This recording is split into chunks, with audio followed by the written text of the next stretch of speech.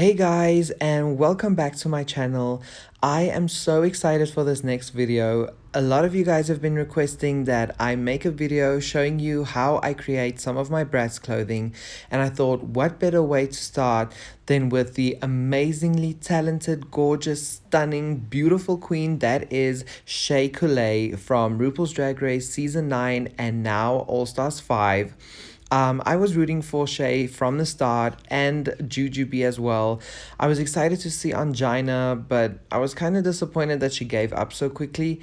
But let me know who your top picks for the season were down below. I can literally talk about RuPaul's Drag Race all day long. It's one of my favorite shows. In this video, I am going to try and recreate this gorgeous red dress that Shea wore for the stand-up Smackdown challenge. When I first saw this dress, I knew that this would be something that I would just love to try and recreate. For this video, we will be using Sasha from Bratz Rock Angels. I think she's the perfect little Shea, and unfortunately, I only own two Sashas. She's extremely rare here in South Africa, so as much as I'd love to, I won't be cutting and rerouting her hair, but instead I'm going to try and make her a little wig. Before we get started, I just wanted to do a quick disclaimer. I'm by no means a professional. I create art out of the pure joy and fun of it. I don't have a set plan. I'm basically winging it from start to finish. And also, this video is intended for adults and adult collectors. This is not meant for children at all. If you're under the legal age, please watch with adult supervision. I'll be starting with her wig since there's a lot of glue that needs to dry. I'll be using some black yarn, a stretch material for the wig cap, a pair of scissors, some craft glue, any craft glue will do, some barbecue sticks, and an eyebrow razor for thinning out. I'll also be using some cling wrap just to protect Sasha's face when making the wig cap. I start by tying her hair down into a tight low ponytail, and then I took some needle and thread and sewed her hair down as flat as I could possibly get it.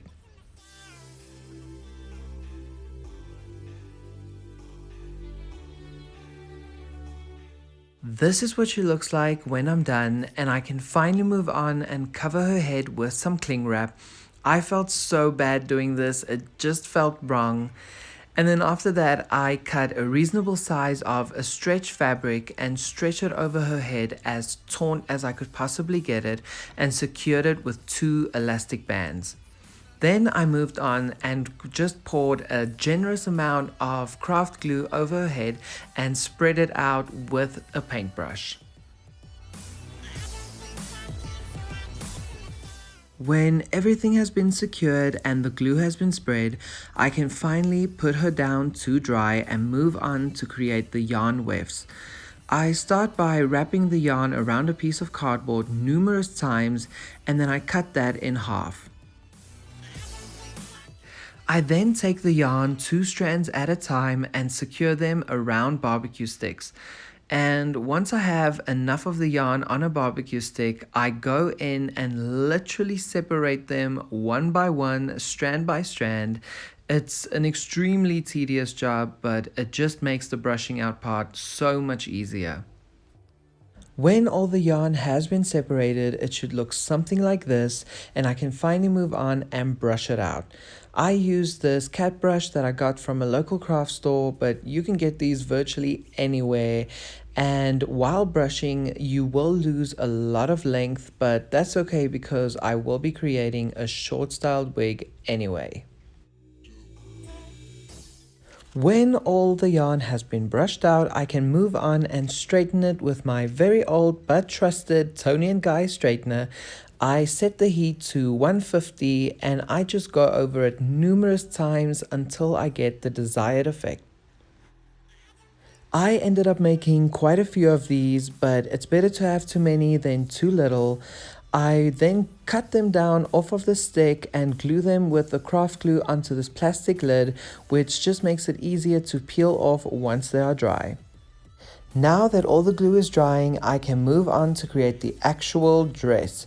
I'll be using 1 meter, which is about 39 inches of red mesh, a small piece of red cotton fabric, a red zip, and some red thread. But first I'll be making a pattern, and for that I'll use some blocked pattern paper, a pencil with a compass, a ruler, and some pins. I start by taking this Bratz Wild Wild West Dana's top and I trace it onto the block paper. But because this top does have some curves in it, I draw slightly over, above and below to give it a more basic shape. And I also only traced half of the top so that I can fold the paper in half and then cut it perfectly symmetrical.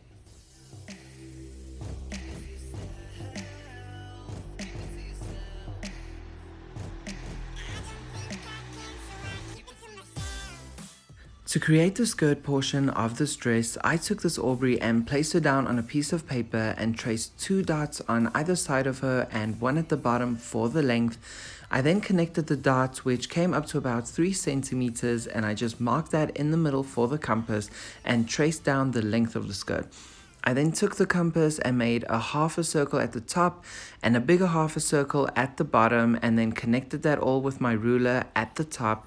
And to be honest, this was much more difficult to do on camera than I thought it would be, so I actually ended up perfecting it off camera, but this is just to show you how I got here.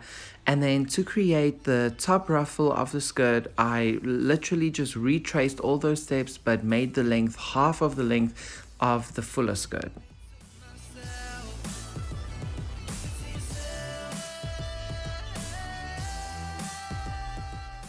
To create the arm ruffle, I literally just did all the steps I did for the skirt.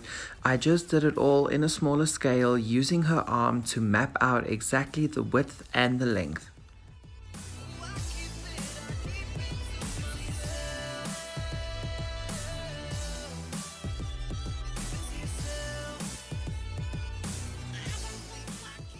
Here I have all the pattern pieces and I can finally move on to cutting out the fabric.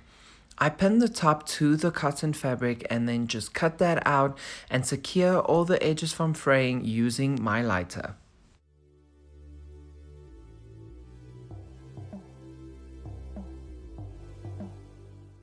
I then move on to create the top ruffles of the skirt, and I fold the mesh in half and then just pin the pattern on the fold and cut that out.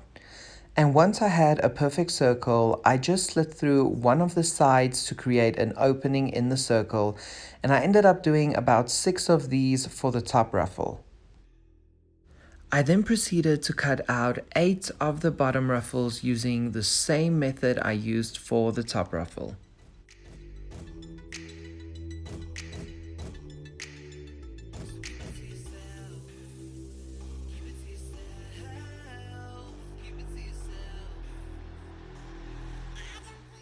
Here I have all of the mesh pieces cut out, and I ended up making 4 of the little circles for the arms, and once I had that I just straight stitched all of them together to make it much easier to work with. I then moved on and took the top ruffle and pinned that down onto the bottom ruffle to create one solid piece. I don't know how many of you watch RuPaul's Drag Race, but it is literally one of my favorite shows, like I said, and I am obsessed with Katya and Trixie. I love watching their show here on YouTube on the Wow Presents.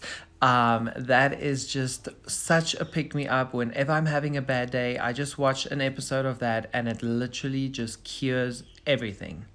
Here we now have the top and the bottom stitched together, and it was at this point that I'd realized that this dress wasn't gonna look exactly like Shea's dress.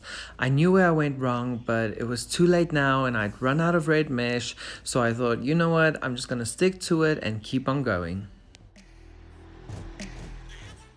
I then took a break from working on the skirt and moved on to her arm ruffle.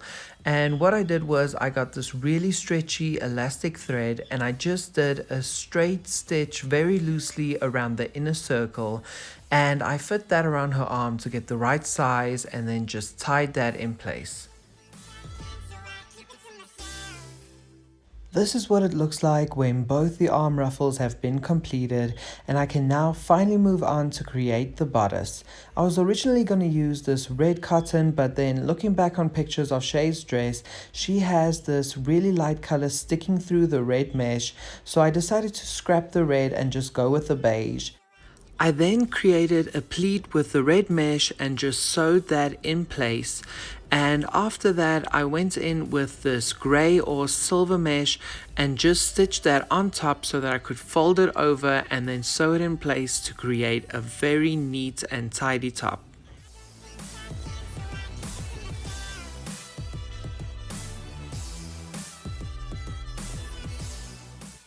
After I've securely pinned down the mesh, I just trim off the excess and then pin that down onto the skirt so we can finally turn this into a dress. After the bodice has been pinned down on the skirt, I can now go ahead and do a simple straight stitch to secure the bodice onto the skirt. Due to the many layers of the skirt, it made it quite difficult to do a simple straight stitch, so this took me quite some time, but when I was finally finished, I flipped the bodice upwards and then I just sewed the skirt onto the bodice to make it flow better when everything was put together. After that, I could finally fit the dress onto Aubrey and she looked super cute. I also finally could get in there with the zip, so I cut off the tips and burnt that with my lighter to secure it from fraying, and then I put it back onto the dress to get the perfect fit and I pinned that down. After that, I moved the metal clasp from the bottom upwards to get the perfect length, and then I could finally sew it into place.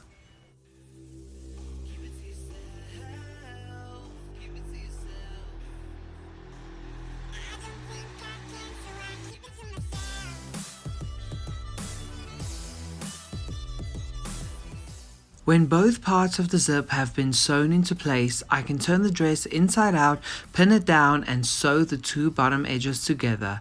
But first, I try it on Aubrey just to make sure that the fit is correct, and then I can move on to sewing it shut.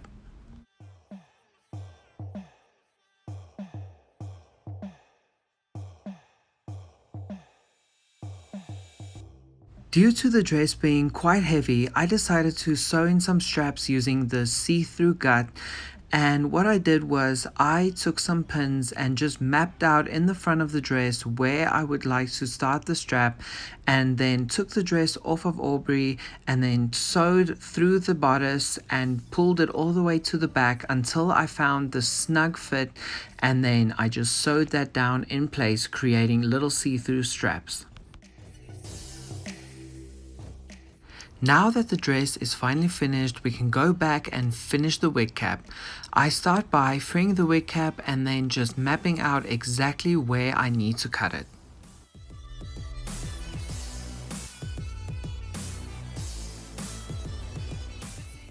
When that's done, I remove the cling wrap from inside and cut along the mapped line.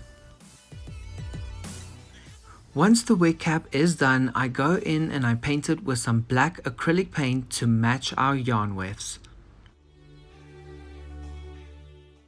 And then once the paint has dried, I go in and glue down my yarn wefts. I start by putting a little bit of craft glue onto the cap and then pressing down firmly with the yarn weft, starting from the bottom, working my way up to the top.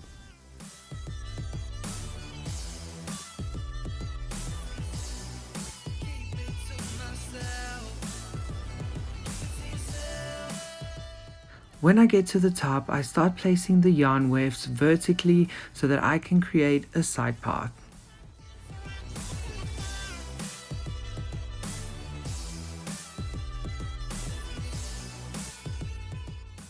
I started trimming the hair using this Head Games Chloe and then switched back onto Sasha and ended up switching in between the two of them throughout the process. but it turned out to be quite difficult to cut the hair on camera. So once again, I perfected it off camera, but this is just a time lapse of my work. I started by cutting the hair short in the front, and I was gonna leave it long in the back and give it kind of like a rat tail or kind of a mullet, but that ended up looking more like a Bratz live in concert. So I ended up cutting it all short and then shaped it out using the eyebrow razor.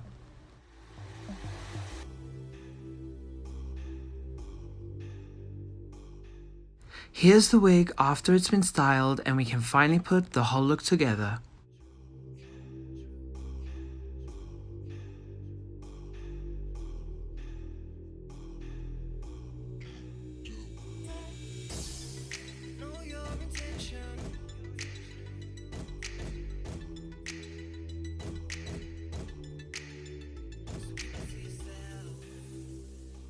And here we have the end result, and this video was so much fun.